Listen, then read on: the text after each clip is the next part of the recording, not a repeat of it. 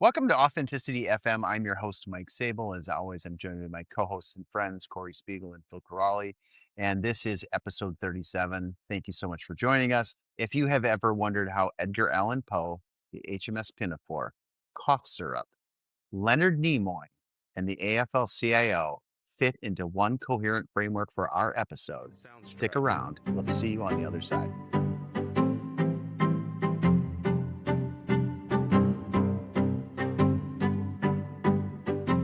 So if you are joining us, welcome. Thank you so much. A little bit of explaining is in order. So Edgar Allan Poe is a poet. He has the Poe House in Baltimore and wrote a poem called The Raven, which is featured prominently in a Simpsons Treehouse of Horror episode. If you've ever wondered about the HMS Pinafore, it is a Gilbert and Sullivan's play, and it's got some wonderful songs that are featured prominently in the Simpsons episode of Cape Fear. If you ever wondered about cough syrup, it can mean a lot of things, but it is the secret ingredient of the Flaming Moe in The Simpsons. Leonard Nimoy is featured prominently in one of my favorite episodes in The Simpsons about monorails. And then lastly, the AFL-CIO, which reminds me of labor unions, of course, is obvious that you would think. That also means about dental plans, and it was the greatest Simpson episode ever called The Last Exit to Springfield, where Homer is the union negotiator. All of these things come together because when you run out of show ideas, you do what The Simpsons did, and you do a clip show, and you talk about the hosts, and you talk about the work that we did. And so in honor of The Simpsons, hence the book, this is an episode that will be full of little bits and quirks about the hosts. And so Corri and Phil had no idea what was going on because that's how we do it on this show. Corri and Phil, good evening and welcome. How are you? Mike, we are great. This is going to be a ride that I did not expect, so we're looking forward to it. I am, at least. I can't speak for Corri. I have questions about your Simpsons fandom that I feel is new to my knowledge base. I was going to say, I feel like that's new also to me, but well, we're all Gen Xers, and so I'm an OG Gen Xer, and so The Simpsons was a formative part of my youth, and I know most every episode of at least the first 8 seasons kind of by heart. So yeah, we'll dive into that. But one of the bits was on The Simpsons is when they ran out of things to talk about, and it's 138. They said, now it's come to this, a clip episode. But I think one of the things that distinguishes our podcast versus sort of other local government podcasts is our hosts have personalities and we have lives outside of it. And so I thought it would be a good opportunity for us to talk about ourselves. And I know this will make all of you uncomfortable. But Phil, I saw a LinkedIn post this past week, and I think it was actually older. I just had seen it for the first time, where you were highlighted on a campaign, a voting campaign, as it were, about yourself, created by the Illinois City County Managers. And so can you share with the audience a little bit about what that's about and why are you so famous on LinkedIn? Oh, well, yeah, Mike is pointing out a LinkedIn post that my good friends at ILCMA created earlier this month, and it was in relationship to the fact that I happen to be a candidate for the Region C / Midwest region to be on the ICMA board, and voting is still going through tomorrow, as of this recording, through tomorrow, Friday, May 29th, just to put a date to that. But there was a desire, there was a bit of excitement among my friends and colleagues here in Illinois to have an Illinois name on the ballot for this important role, a role that, interestingly, both of you have served in, and interestingly, both of you encouraged me to strongly consider by arm twisting me and making sure that I understood that when people come up to you and tell you you should do things, that you should do them.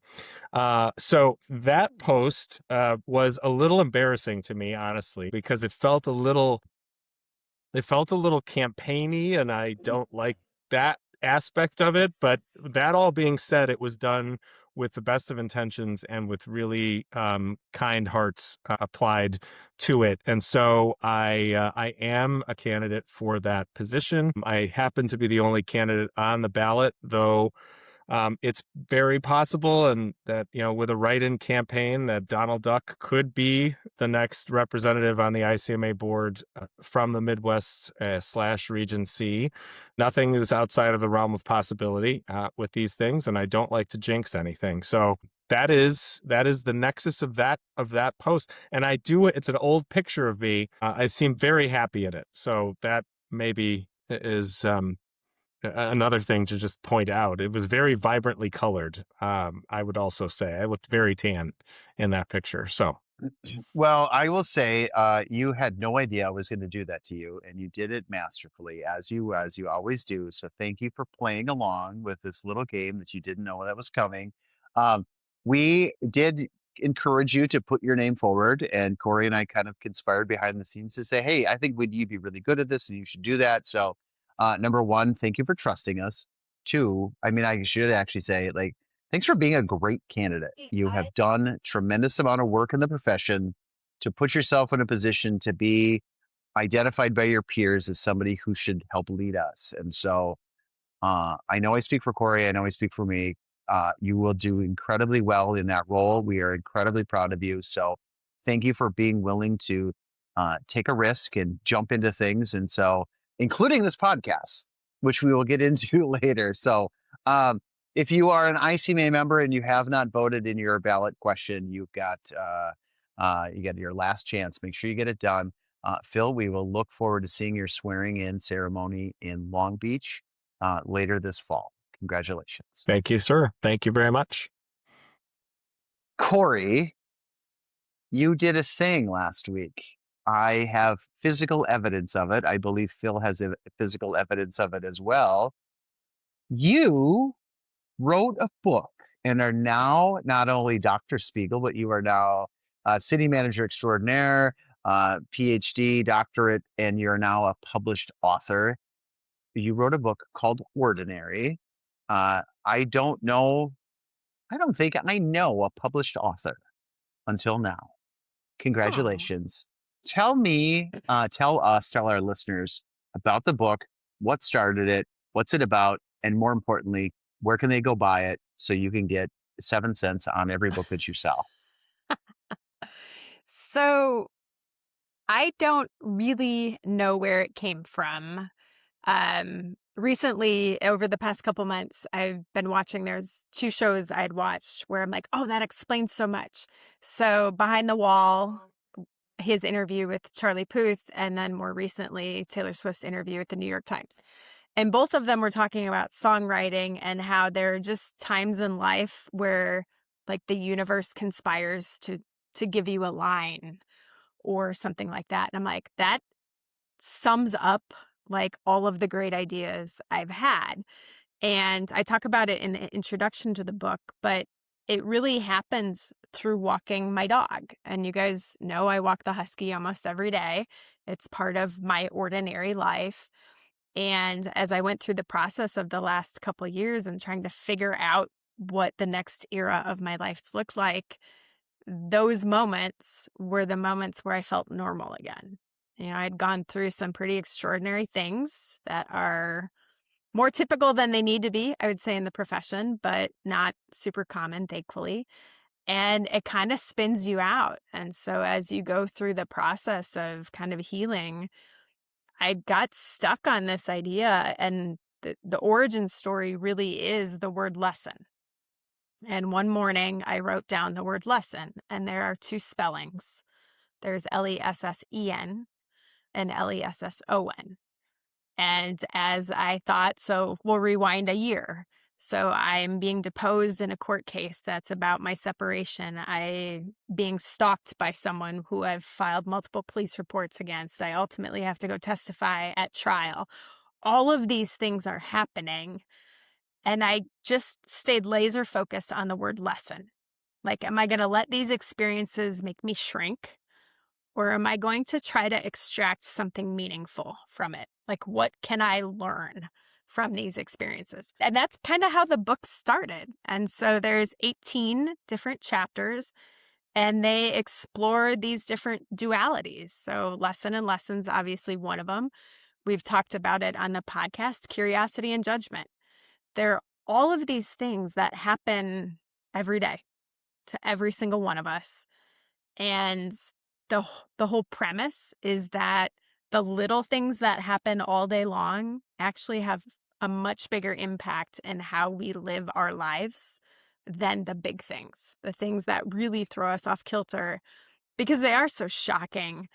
But that's not where real life happens. Those are the anomalies. And so this really focuses on recentering on how real life happens and the fact that we have so much more control over it than we think at certain points in time.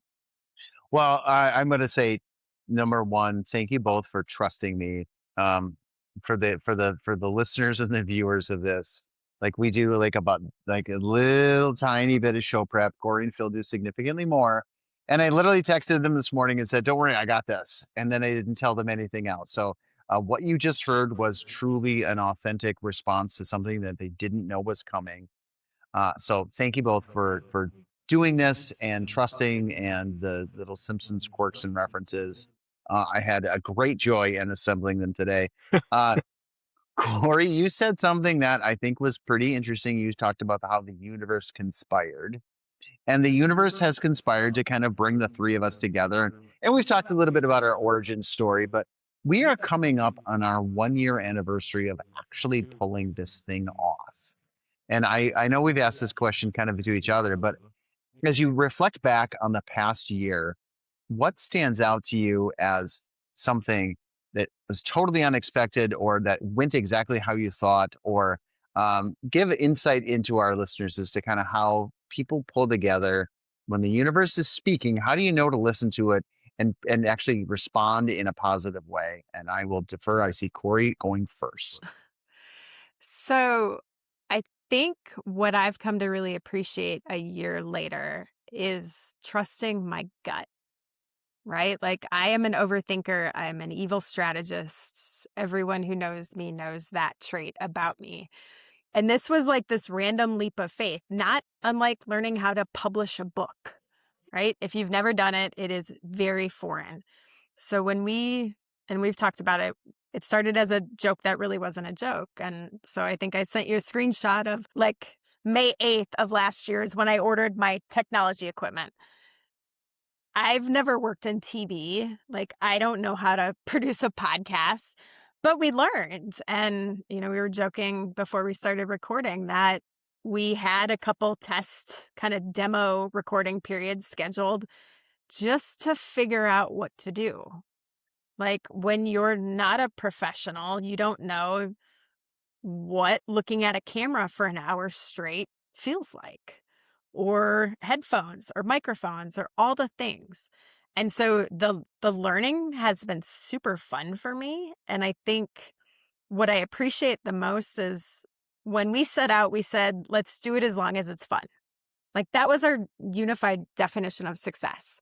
And it's been fun, but I will say what's been most rewarding to me is when people reach out to either the three of us together or individually, that something either we said or one of our guests said really mattered, right? And I don't need to be the most famous, the most popular, any of those things.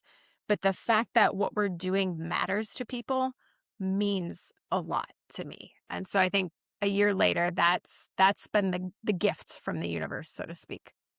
If I could, I just want to jump on what you just said, Corey, because I think when I look back at the start of this thing, I thought it was a kind of a funny idea that the three of us would sit and talk about anything for an hour or more, and then we'd push it. While we did that, we'd push record, and then we'd push it out, and that somebody would care enough to listen to what we had to say. And I'm fairly sure that it comes out in the podcast that my perspective on what I have to say is that generally what I have to say isn't all that valuable in the first place. And to hear from others that actually, um, the stories I have to tell or the thoughts that I have are resonant and impactful to others, and the stories that you both have to tell and the concepts that you unpack are resonant to others. And when the three of us sit and talk about those things, it's created a space that is unique among this particular genre of podcast, and perhaps among even groups of professionals in the city management world. And I don't think we set out to recognize that when we started this. I think you're right. Like it was this seems like fun, and until it's not fun, or when it turns out to not be fun anymore, we're not going to do it anymore. And what's been so interesting to me has not been the fact that it got less fun, but that actually it has made my own ability to process the issues and the things that I see happening in my own world or in the world of those who are important to me, both in the profession and outside, a little bit easier to see, a little bit easier to understand, and a little bit easier to consider, right? And talk through and understand how we can use those experiences perhaps to help one another. And that's where I've just, it's been a real humbling experience to hear from people that this is something that they look forward to. Because we look forward to it, right? We look forward to it because it's a riot. It's hilarious. But it's awesome at the same time. Yeah, I will tell you. I mean, so one of the things that I sent a text to both of you to say and today, and I said like on a scale of 1 to 10, how excited are you today? And I got varying answers, and I was a solid like 9, 9.5 because number one, you guys didn't know what I was going to do, and number two, I was just so excited because right, we had this like we are doing something that is sort of different and interesting, and so there's not a lot of people in the city manager space who are sort of putting this effort in, and I have a tremendous amount of respect for people who are willing to do this and put in the effort. And so, like, I if you like our podcast, go watch all of theirs too, because and listen to them because it's super interesting. Um, but it does sort of, I do think we are a little bit different, and that we sort of tackle things that are probably a little bit different. And so, like the Scott Neal episode from just even last week, like we talked about some like he's like, hey, I appreciate you want to just build awareness, but that's just complaining about stuff. Let's actually do things. And so I think we do create space for people to kind of have this idea of like, no, no, no, no, have fun and also do the work because it's really impactful and it's really meaningful. Um, so we are coming up on a year of our work, and we kind of did this a little bit about technology, and I closed circuit to everybody who listens. Corey is the expert on everything that we do. How much time, effort, and energy did you put into the setup? Because if you were to look at this right now, and what I have right now, I have one, two, three, four, five. I have 7 books, an old iPhone because I left my computer in a work bag and I have to left it in my office. I have a lovely Target threshold candle of vanilla and bergamot. I have 2 of these. One of them is holding up my phone. The other is sitting here so I can smell it. I've got lights on. That's the extent of the podcast experience for me because I don't have the headphones. I don't have all the stuff that I have. Give us, let the audience kind of get a peek at, so what's your setup look like?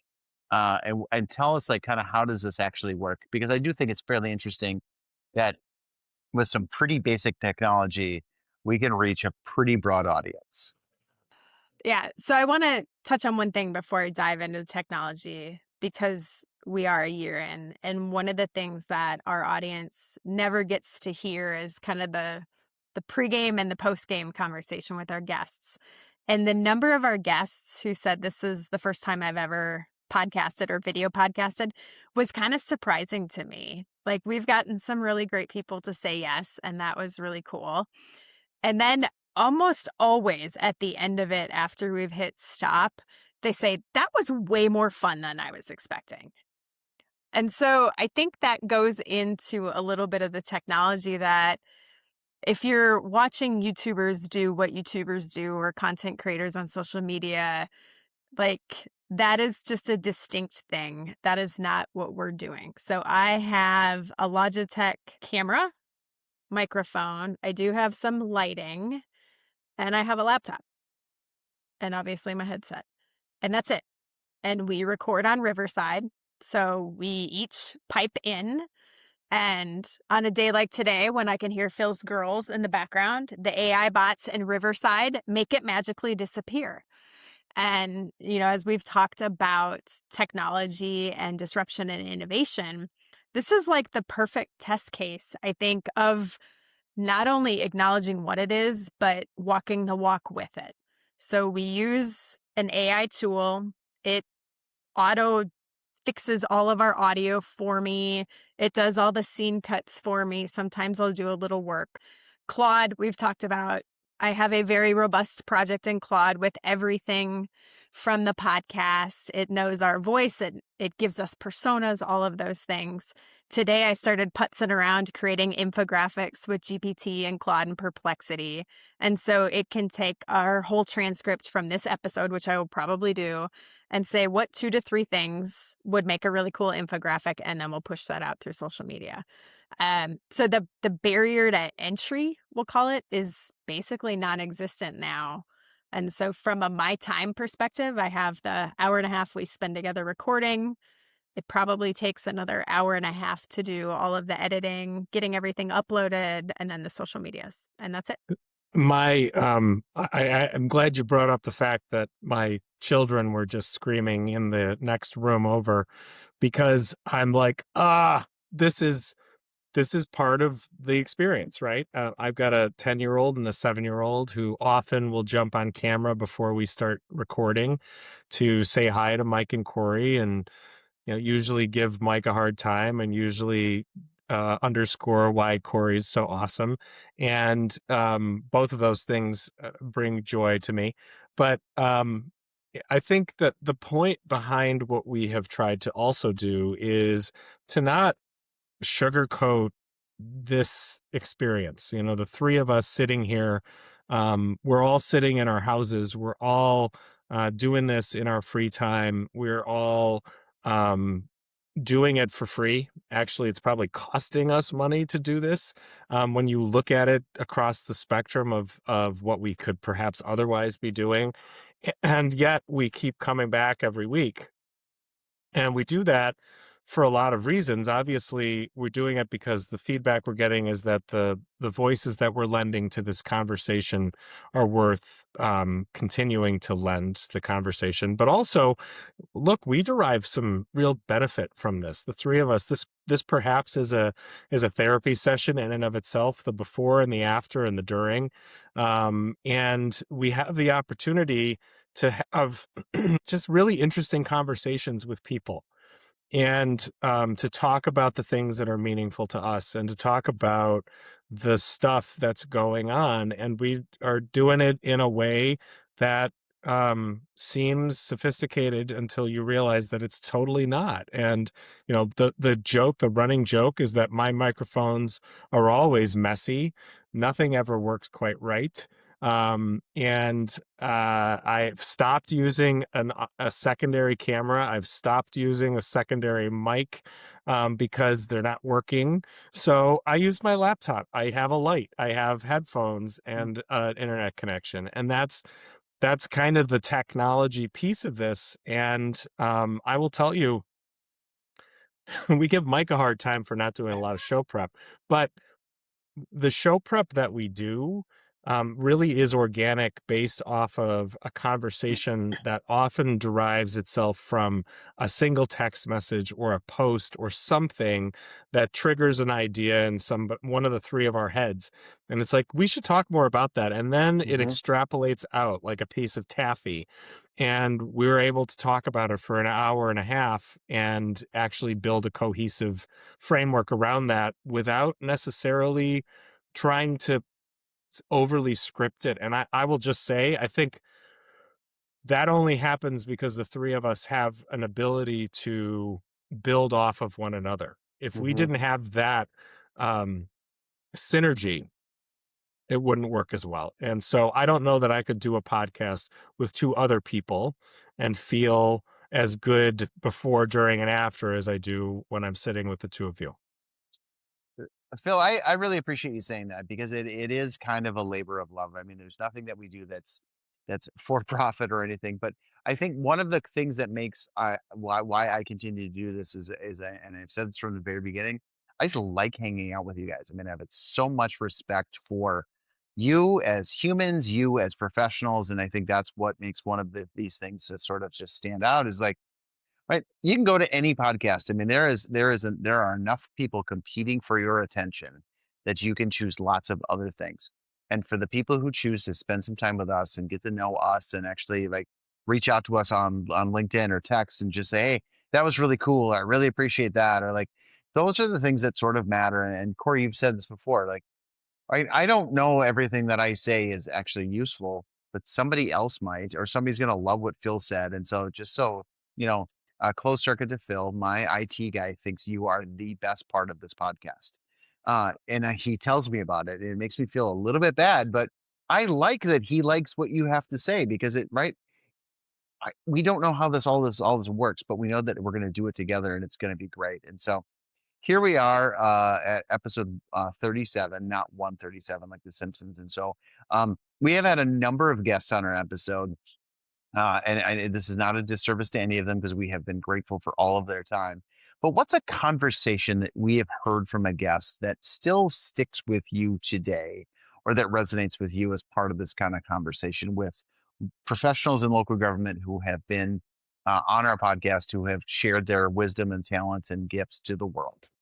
So I would say, and this is one of those pulling the taffy things, Jerry Dreesen for me got me thinking about systems, which led into a rabbit hole of multi-horizon thinking, which led to another rabbit hole of phase transition stacking, which led me to author an entire essay series called Seeing Across Time.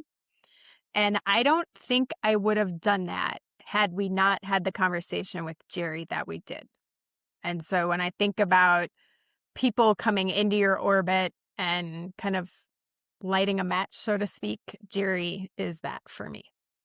So I will say, as the disclaimer, I have actually enjoyed every one of the interviews that we have done. And I say that not to be to provide false service to any of the individuals who we've talked to, but actually to underscore the fact that when you have a conversation with a person, you are inevitably going to find something that they have to say interesting.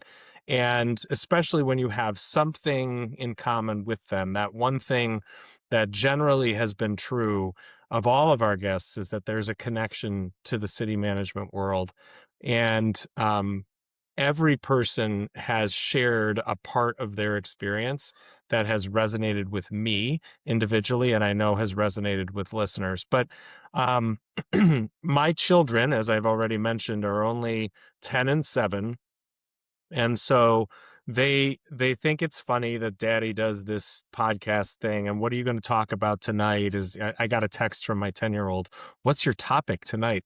That she really cares. But she's, asking a cute question. But they've only listened to one episode because for whatever reason, they're not going to listen to me talk for an hour any more than they already have to. And the episode that I picked out that I wanted them to hear, particularly as two young girls growing up in a complicated world, was Serena Breland's interview. And in many ways, that particular interview resonated with me the most. And made me want my kids to hear what she had to say, because Serena has a way about her of just being completely disarming and completely inspirational all at the same time. We were driving back from St. Louis. Both of the girls were like rapt the whole time during that episode, just listening and waiting for the next thing to come out of her mouth. And I think being able to provide avenue for these really tremendous professionals and people in our orbits is a real is something that I'm actually very proud of in what we do. Is that it's not about us, the three of us. It's not about city management or ICMA or whatever. It's about the individuals. It's the people, and even the three of us when we talk about the things that are important or we talk about the things that we care about, we're not doing it because we want to pat ourselves on the back or we want to complain or bitch and moan. It's about a chance to, I mean, it's a little of those things, but it's a chance um, to share and to be, um, I don't know, willing to kind of express the things that bounce around between our ears all the time. And so, um, giving voice to our own thought process, but especially giving voice to others is just such a privilege. And so it's just it brings a lot of joy to me. So at some point in our podcast, we are going to have to kind of chronicle our guests because I was kind of mentally going through who we've had on the show, and it has been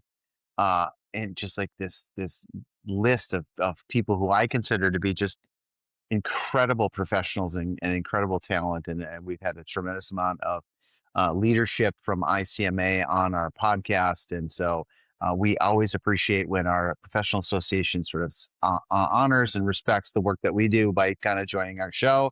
I close circuit to Andy Peterson. We are going to need you on our podcast very soon because we've had a pretty good run of ICMA presidents on board.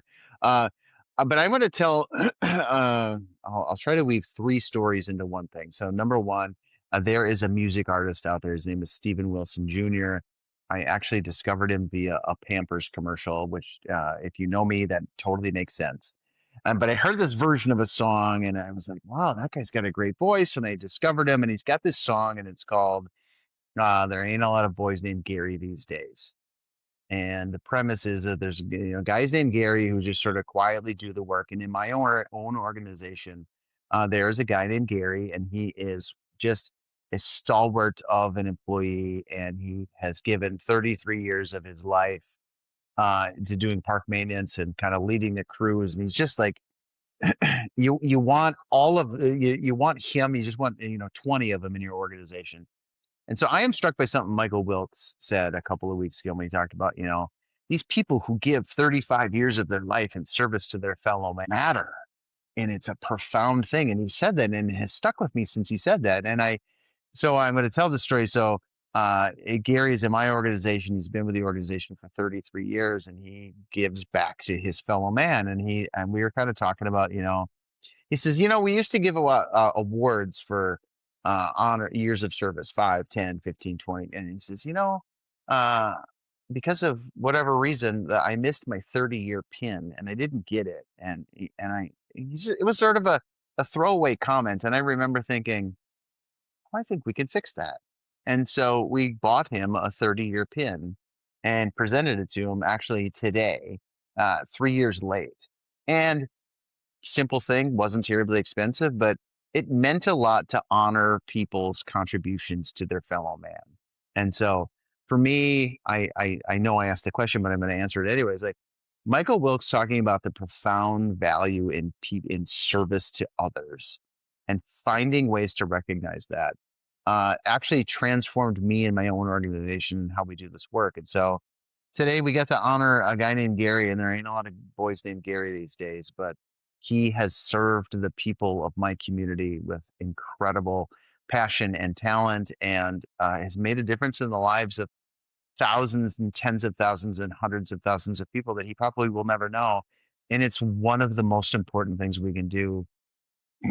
That's why we do this podcast. So I know I'm the host. I know I'm supposed to be like asking you guys questions, but I felt like it resonated with me today. It was personal for me today. And I wanted to share that because this is actually why we do the work, right? And it's just these little moments that sort of transform lives in quiet ways. So I'm gonna pivot because I don't know where we're going because I didn't build a plan after this. So I'm gonna look at Corri. You're laughing the loudest. I'm picking on you first. So we talked about the year mark, and I told the story, kind of the origin story of my book. But one thing that I don't think we've ever talked about publicly on the podcast was we had a demo date scheduled so we could pretend to figure out and look like we actually knew what we were doing. And Phil and I attempted to record something that day. I think it was terrible, and I am It confident I have was. since deleted it. Thank you. But you couldn't be there with us that day. And I want to just talk about life holistically because it connects back to how and why my book got written. There are these extraordinary things that happen in life that you didn't wake up that morning expecting and that forever change you. I will try to share a little bit. As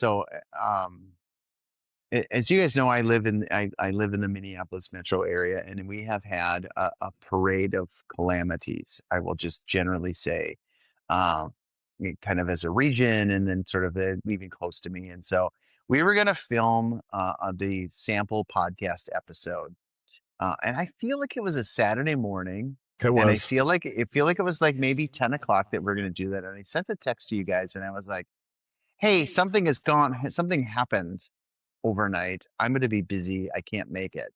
Um, and so Melissa Hortman, our speaker emerita, and her husband were killed by a radical human being who was wanted to make a political statement. He actually shot at and wounded Senator John Hoffman and his wife, who I and all of these people I know personally. Melissa Hortman was the state representative in a community in which I had served in, and she was one of those people that was like, she's always what you would want as a state partner. She would text you beforehand and say, "Hey, we got this thing coming up. What do you think about it?" Or, "Hey, I was thinking about this. Could you offer some advice?" And so, um, she was the best kind of public servant that you could imagine. She was tough. She was compassionate. She was super smart, and just a pillar in the community. And so not only do I have the loss of someone that I just respected and admired as a public servant, and mourning her loss, but also, we work with cops, we work with public safety, so we're doing emergency response. And so I'm on a phone call with my chief that day saying we need to make sure we're putting protection services in the place of all of our legislators in the area, county commissioner, and making sure that our elected officials are safe. And so we're scrambling and coordinating, and it was such a blur. And it's funny, we do this job, and we get accustomed to crises, and we run them and we work them, and we're like, you turn out the humanity in the moment. And I was like, okay, we're going to need people here, we're going to need people there. I'm talking to my chief, and then 2 days later, 3 days later, the human moment hits you, and I was like, oh. And we this is why this job can be difficult for some people, is because you don't get to turn off when it's a crisis. You don't get to turn off when things are their worst. You've got to be at your best. And so one of the lessons I think we have taken from this is like, I relied on you guys to help me out. Like, hey, I know we were supposed to do this thing, but I can't. And I need you to pick up the slack. And so, and what's amazing about the two of you specifically, but the profession generally, is everybody goes, "Yeah, don't worry, we got you," and they just do. And you build the network, and you have the team, and you have the support system. And so, um, I don't think I have mourned the loss of Melissa personally, still to this day, because right, the next thing comes, and you keep piling on these catastrophes and these things that happen. And so this is the hard part of the job, and this is why the friendships are so important. This is why the conference is so important. The connections are so important, because it can feel overwhelming in the moment. And so, yeah, I mean, I can't believe we're coming up on the 1 year anniversary of a political assassination of somebody that I considered a friend. Like that, like, I am there aren't a lot of people who get to say that sentence across the country, and knowing that I have friends there to support me means a lot. And that's why, part of why we do this podcast, is so we can cultivate and build more friendships and more connections. So the next time that this happens, it's not as hard for that person. So, uh, I just felt like I got really vulnerable there. I know that's the point of the podcast, but I appreciate you guys asking that question that way. Something you said that I I think just warrants a bit of time is it's fascinating to me, and I know our profession isn't the only one that does this. I recognize it. I think a lot of the professions that do it are related, that have a line that goes to ours, but it's that we we don't take time to think about the magnitude and impact of the thing that happens, because the next thing is coming, and the next thing after that, and the next thing after that, and we have all found a way to build a um, mechanism in our brains to shut off some of it so that we can redirect that energy toward the next thing. And then we shut off some of it so that we can redirect that energy toward the next thing. And it just keeps going. And you do that for 40 years over and over again. And maybe one of the things we were talking about at the Local Government Reimagined conference in Philadelphia is that our issues today seem like the worst they've ever been, but they're probably not. And we talked a little bit about that with Shannon Portillo, and that they're now, so they feel like they're the worst that they could ever possibly be, but some of our predecessors were dealing with stuff too. But all of that being said, that doesn't diminish the fact that over a career, we may be subject to some of the most awful, traumatic, complicated, hideous things. And the expectation is that you pick up the pieces and show up tomorrow. Um, we joke maybe about LinkedIn a bit, and the fact that I post a bit on that platform. But I looked the other day at the posts over the last year that have gotten the most traction, the most impressions, the most comments, and things like that, that I've posted it. And the one that has by far the most impressions and comments was a really vulnerable post that I did last September about the fact that I had just gone through a 7-day period, nonstop every day of 7 days, and I was exhausted by it, and my brain hurt, I think was what I said in the post. But that even so, coming back on Monday was what I was going to do, because that's what I was going to do. And I think the reason it's my highest performing post in a year is because that symbolizes a lot of what it is that we do. And Mike, what you just talked about is in many people's lives, the trauma that would put them, into a fetal position in a corner someplace for a long time, and for good reason, because it's terrible, at least, if not more than that, right? And so I commend you, and I commend our colleagues, and you, Corri, and the individuals who have faced real trauma, and we do it knowingly, willingly, perhaps not with any expectation of sympathy or empathy or support or whatever, because it's the way we've kind of been wired to help. We're helpers, right? And at the end of the day, you're right. We have to be our best when the rest of the world's at their worst. But it doesn't come without consequence. We joke about it. I'm a terrible sleeper. Part of the reason I'm a terrible sleeper is I have a hard time turning my brain off. I have a real struggle letting my brain rest from the day. Some of the things that I don't let my brain rest with are garbage, useless things. Some of them are incredibly deep and heavy. And that's a toll that my body and my self and my personal life takes from this profession.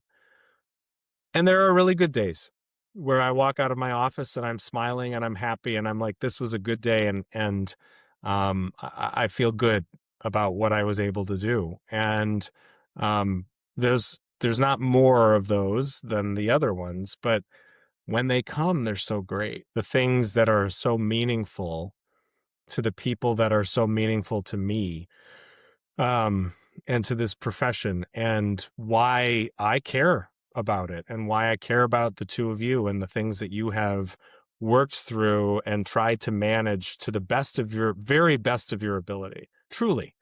And I'm not saying that because we're friends. It's because I can see it. I know that as you're working through these things, it is with the intention of making the world better as best as you can with the resources and every skill in your um in your toolbox to try to throw at it. And sometimes it is better and sometimes it's not, but that doesn't make us try any less hard. So, I think, Mike, in your moment there of reflection, there's so much depth in what that means as what we do as professionals, in what we do as professionals, and how important the network that we have built around ourselves is.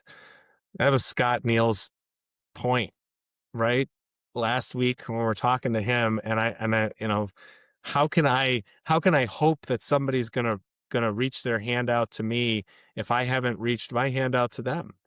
And you know what? Sometimes even if we don't reach our hands out, somebody's still reaching their hand out to us. And I think that's just such a testament to the strength and value and purpose of this profession. So I hope you're always feeling like the hands are being reached out to you, Mike, because you deserve it, you need it. And you got the two of us anytime you need us. So I want to come back to that because you, not these exact words, but essentially haven't kind of processed the grief, right? I remember talking about 2020 in hindsight and being like, oh, COVID was the easy part. Like, COVID was the easy part of 2020 because after COVID started, George Floyd's murder, we had civil unrest, we had homicides in the community. And then Breasia went missing and she was ultimately murdered. And then I learned what a derecho was. And the team kept going. But when you compound fight or flight, it's not without consequence. And so, Phil, it might show up for you in not sleeping. For me, I had a breakdown on the sidewalk in my neighborhood. Like, just had a moment when I cracked. And that leads to a whole other series of events. And I think what, Mike, you're doing with Compass Peer Groups, what Craig Rapp has started, what Scott Neal's doing is so important now because while maybe it's just as complex as other eras, it's never been on the stage the same way. Like when I was researching communication revolutions, we've never been able to just attack someone's kid on social media because we can, Mhm. right? That has never happened in history. And that's new. And so the way to keep people in the profession, and I know we've talked about this with some of our guests, is that people are choosing to opt out. I'm one of them in a way. I'm moving seats. That's the choice I made. But there are so many others. I just did an ICMA Coach Connect call this week with a female who's struggling because she's too bossy. Like nothing more fun. And you guys see it in our texts sometimes when I'm like, oh, that one was laced with misogyny, like a certain newsletter that we may read once in a while. And it just like, I think it's so noisy right now. And that's what makes it even harder. And so that's why what's happening with those peer groups, I think, is more important than ever. I am compelled to respond. So number one, I don't read any of the other stuff that's out there because it is just chatter and noise and not actually useful. So I don't understand the reference of what you made, and that's one of the joys of being me is I don't have to. So if there are people out there, I know that there are people out there sort of spreading misogyny and spreading stuff that used to be in vogue 40 years ago, they're not interesting or relevant. So I just ignore them, generally speaking. Um, I do have the benefit of being leading a peer group. And it's so funny because like the conversations are just so rich and they're just so much better than anything I would have done 20 years ago. But I do think one of the things that has made this podcast just sort of helpful for me is I've got a piece, I've got a connection to the both of you that brings me joy and it brings me a connection. And like it's the short circuit to, hey, I've got this problem. Let me tell you about it. And like, if I were to tell this to my friends, they would think I was insane. And I tell it to you guys, and you're like, well, yeah, it's Thursday, and so that is part of the value of our profession. And so, close circuit to our listeners, we would love to see you all at the ICMA conference in Long Beach. It's one of the places where we gather and we talk about things that are hard. And so, come to the conference. Registration starts, I think, on June 10th. I believe it's 11 a.m., maybe it's 10 a.m., depending on kind of the time zone you're in. But do that because it actually does actually matter that we gather and we talk about these things in safe spaces. Mike, you have problems with time zones, so I'm glad that you pointed that out. There's two things I'm going to say. So number one, so related to time zones, I was on as people may or may not know, I am a yogi. I love yoga. I love everything about it. I went on a yoga retreat. While I was in the yoga retreat, I had pledged to do a podcast episode, and I was ready to do it, except I got the time zone wrong. And so I got a text that said, "Where are you?" And I said, "Well, I'm on the Pacific Ocean. Where are you?"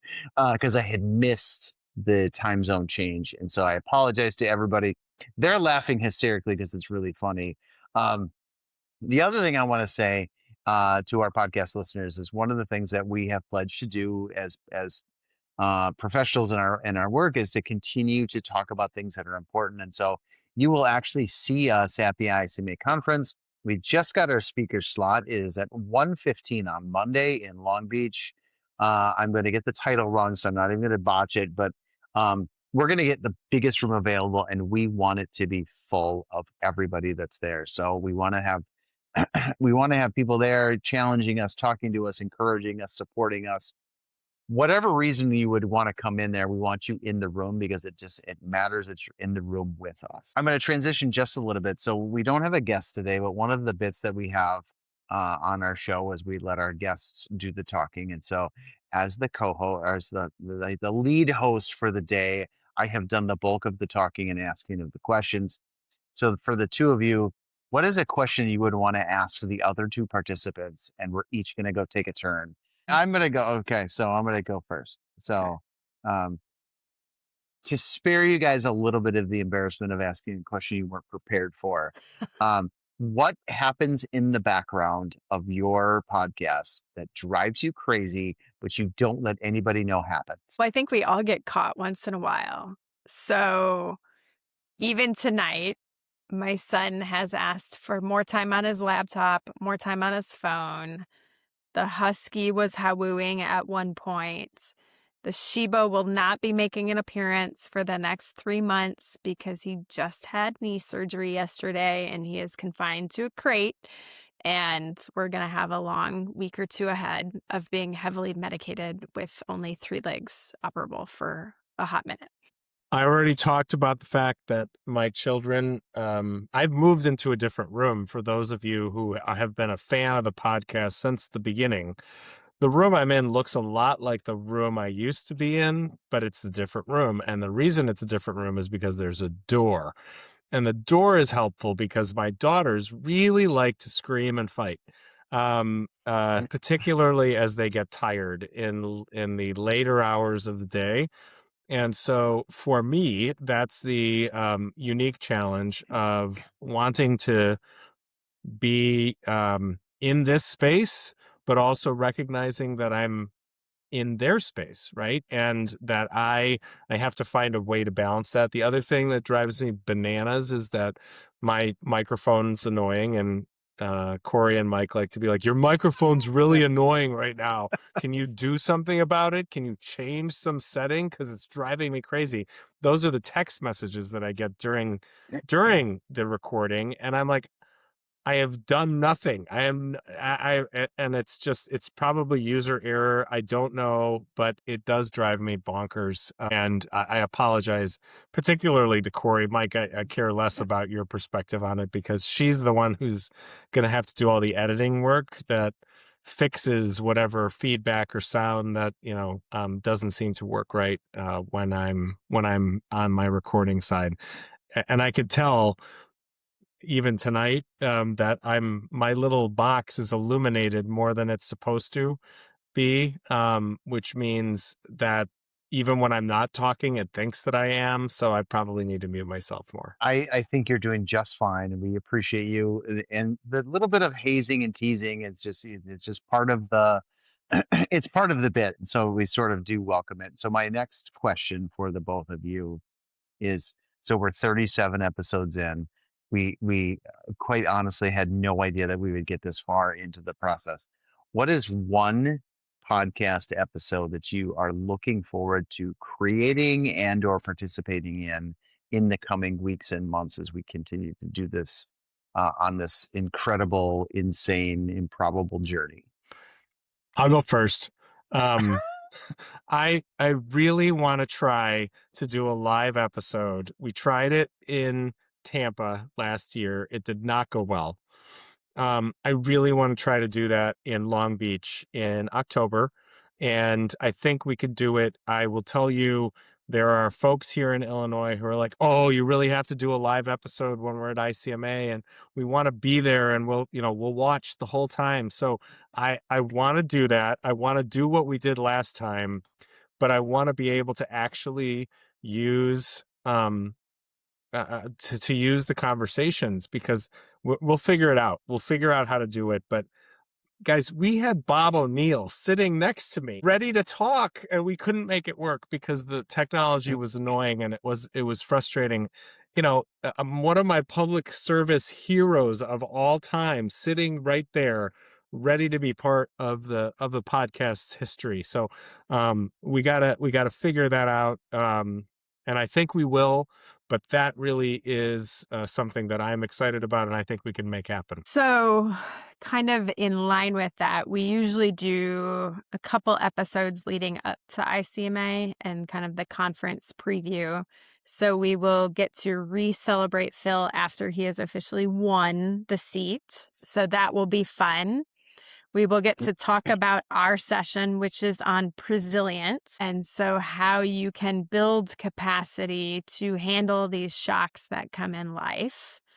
And, Phil and I are both on the conference committee, so we'll get a sneak peek at some of the great presentations and invite those folks to talk with us in advance. So that's what I'm looking forward to. And I am totally going to steal the mic while I have it because I thought of my question for you two. And I'm just going to go there because you said we got to make fun of each other a little bit. So I want the listeners to know what you guys do for show prep. And I'm talking about outfit selection, drinks, and we're going to go there, hair products. Because what no one has ever seen is the hair products conversation. That has happened many, many times before we hit record. I'm going to go first just because I feel like it's going to be easier to go first. We'll see. I have developed a genuine reputation for doing a minimal amount of effort.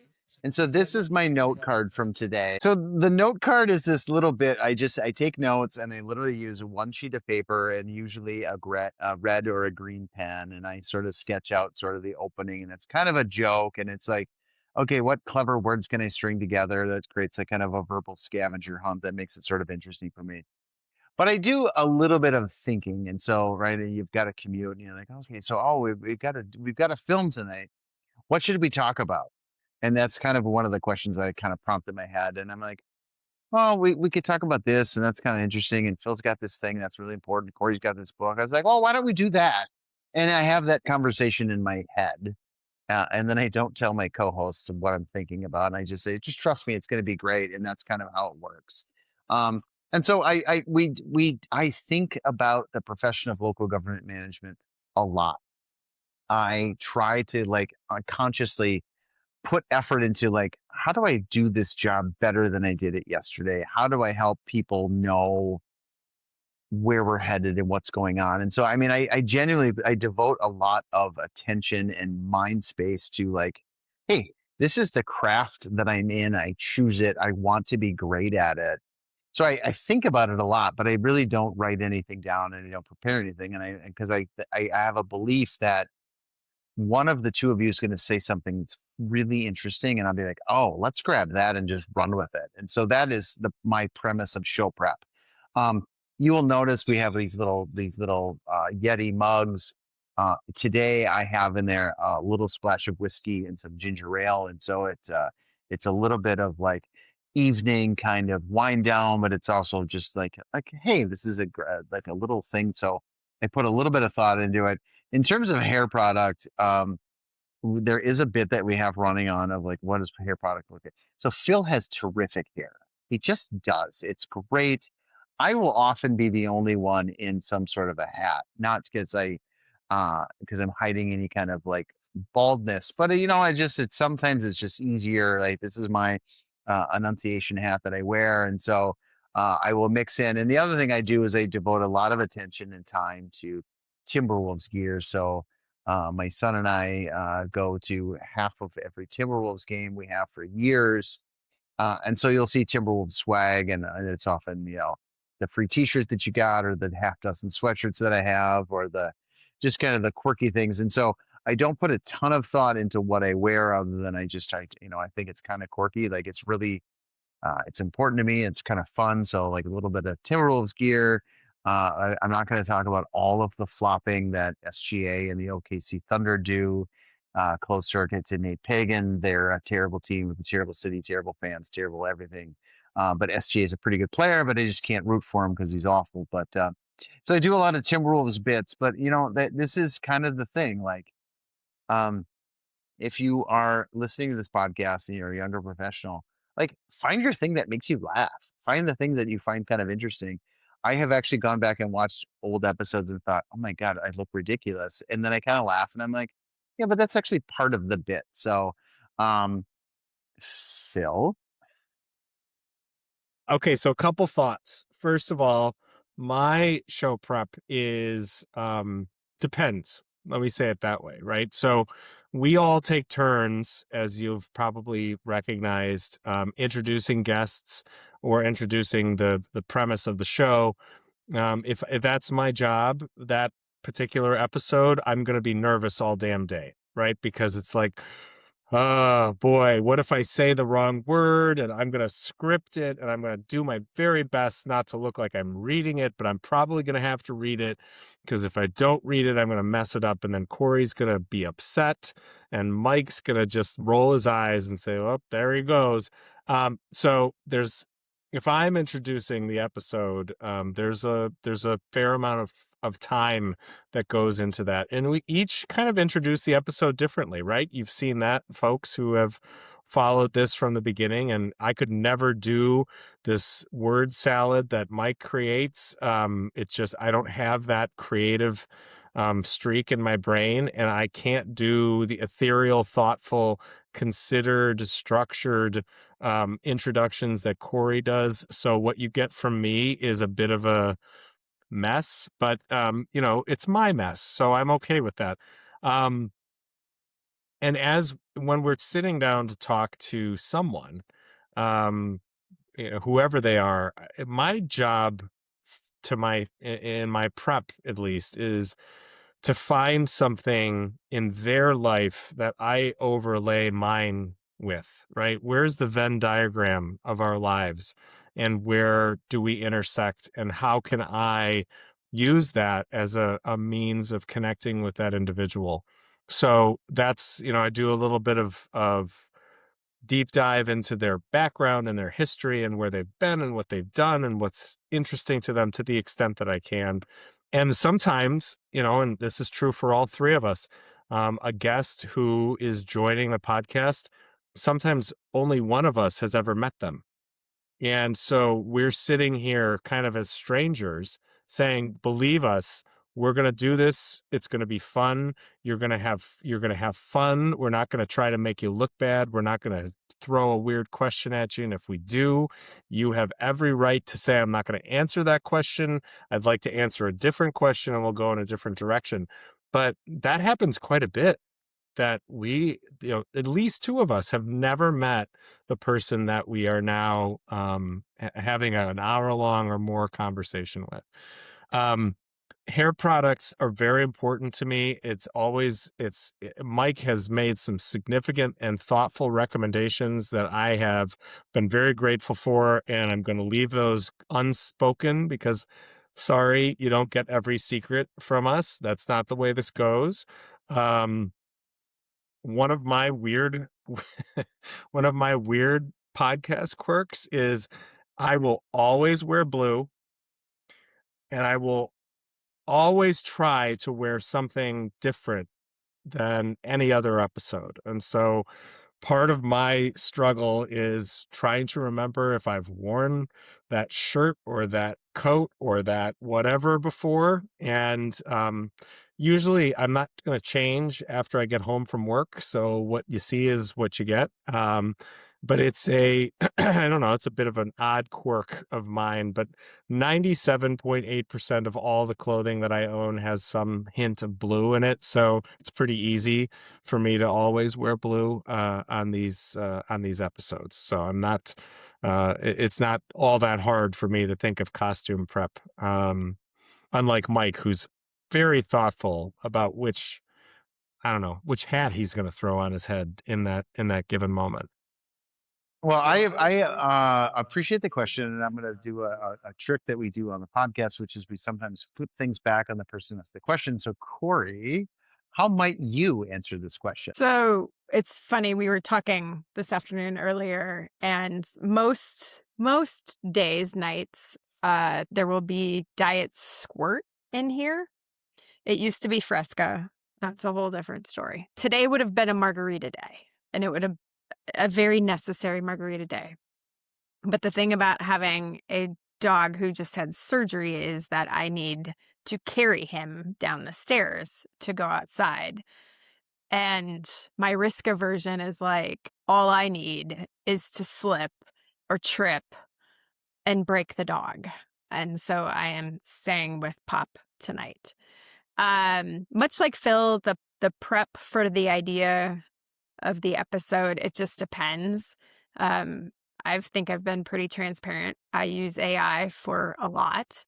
And so most of my intro kind of work, we'll call it, is all of the random things I think about or read online, and then it gets thrown into the bots and they spin out some magic, because over the last year we've worked together to craft something pretty cool.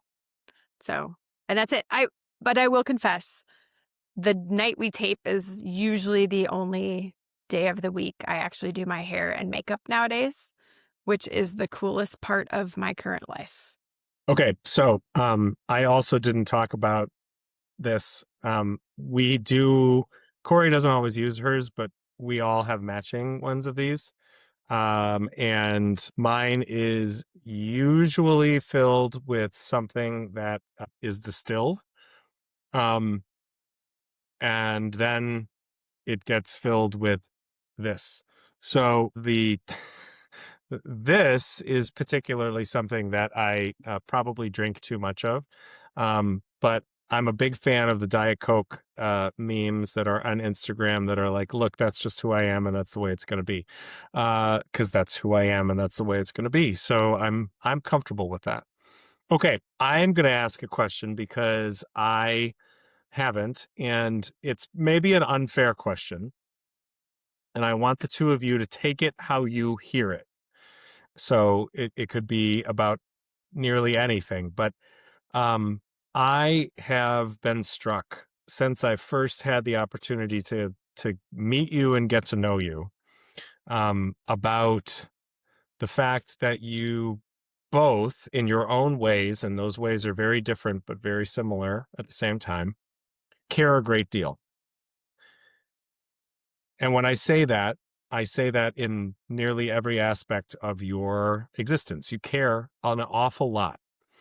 And I am curious, and I think our listeners would be curious to understand what makes you, or why do you care so much about the things that are important to you?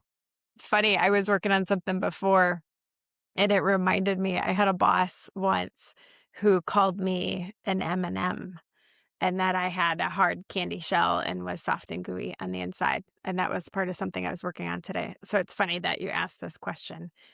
I think caring is about being a good human, right? Like, and that seems to be more novel than maybe it should be.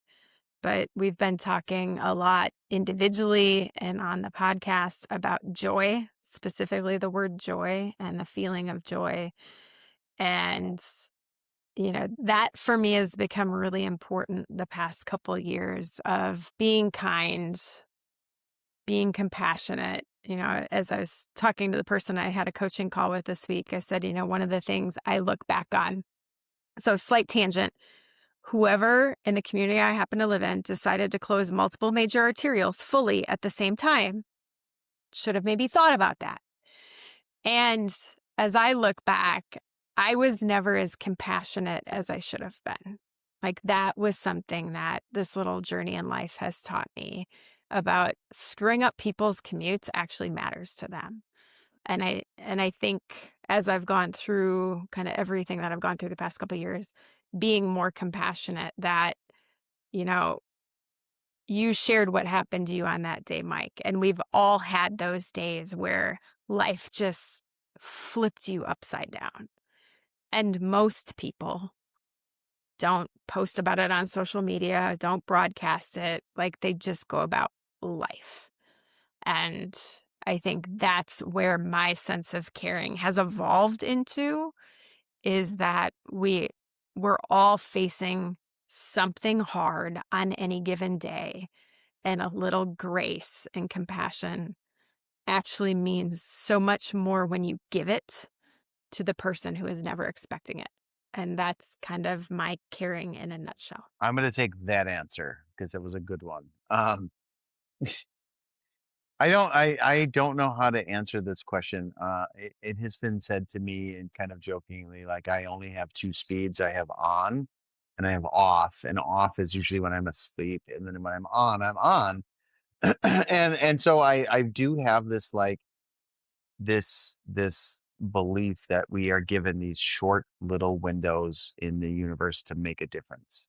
And so I want to do as much of it as I can. And so I um there's this I'm going to divert a couple of things. So I say all that to say I'm going to use the hours in the day to my full advantage. And so I'm going to do a lot, and I'm going to join the thing, and I'm going to sign up for that, and I'm going to do a little bit extra because the stuff that we get to do changes people's lives. And so like be good at it and be joyful at it and do work at it. And so I do tend to do more than I think others, and a lot of people tease me for it, but I have this sort of like abundance of joy about the work. And so there's this great documentary about the life of John Candy, and I promise that this is going somewhere.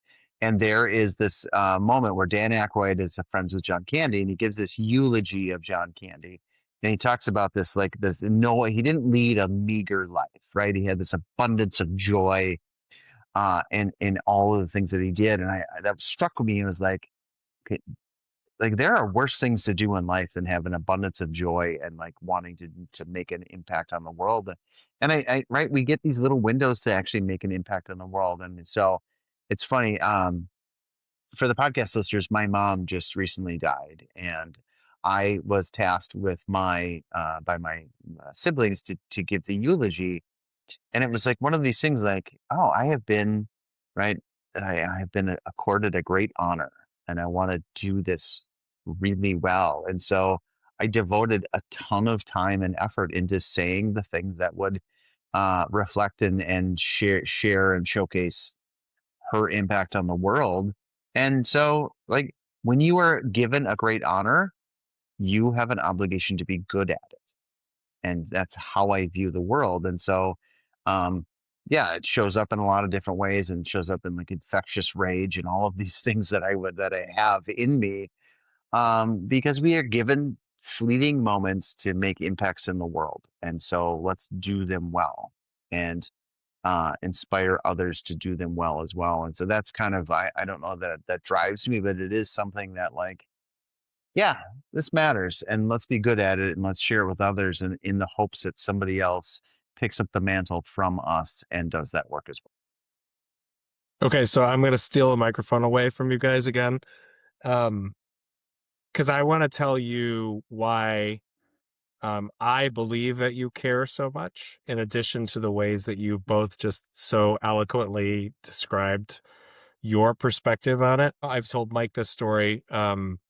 When I first became acquainted with this elusive Mike Sable, before I ever had a chance to meet Mike, there was controversy around Mike in the great state of Illinois as it relates to the ICMA board process. And I really didn't want to like Mike because I felt like that was what the expectation was around me, and people were frustrated. And I'll tell you what, I've said this before.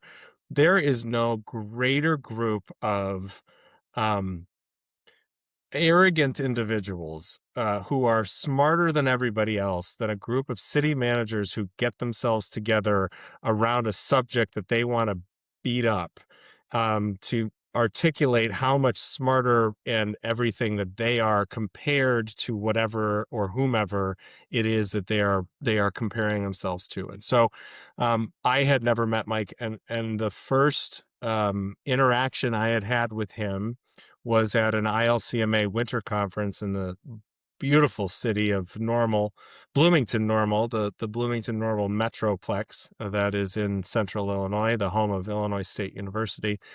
And boy, I really wanted to not like Mike. And what he did was he walked right up to me and shook my hand and said, "Hi, I'm Mike Sable. You're Phil Corrali. I've seen your name before. It's nice to meet you."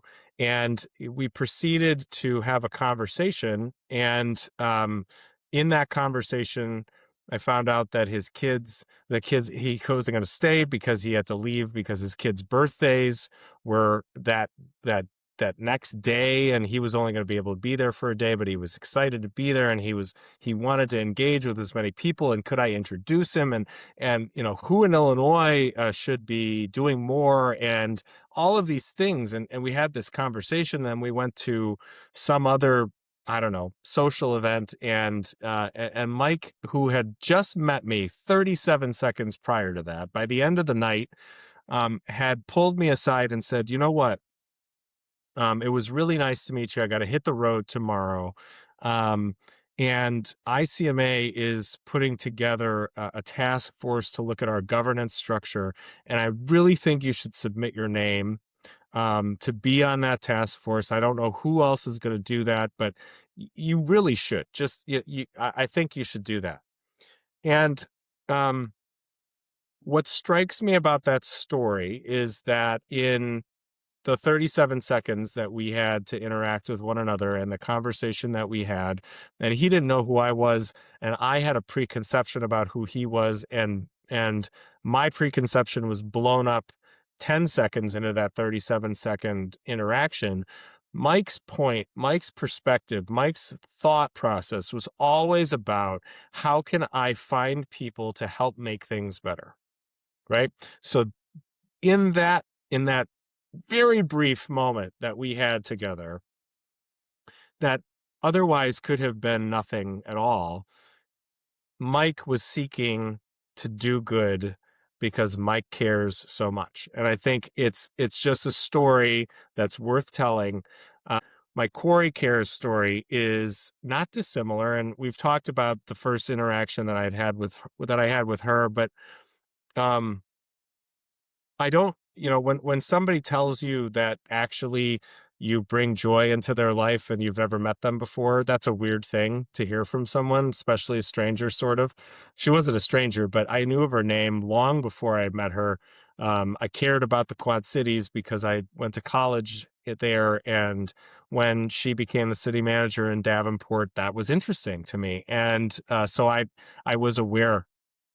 But um, I want to fast forward a bit into the future, and one of the more impactful and why Corey cares so much perspectives that I had was when she pulled me aside, and Mike standing there, and this was in Pittsburgh, and we were standing in the hub of the at the ICMA booth in the conference center for that Pittsburgh conference. And she said, I just want you to know, I really think that you should run for the ICMA board. And I said, why would I do that? what a, what a terrible idea. I have no time for this. That is, and she wouldn't take I don't have time for this as an answer. It was, I see something, and I think that you would be valuable. And Mike standing there nodding his head affirmatively. Yep, yep, mm-hmm.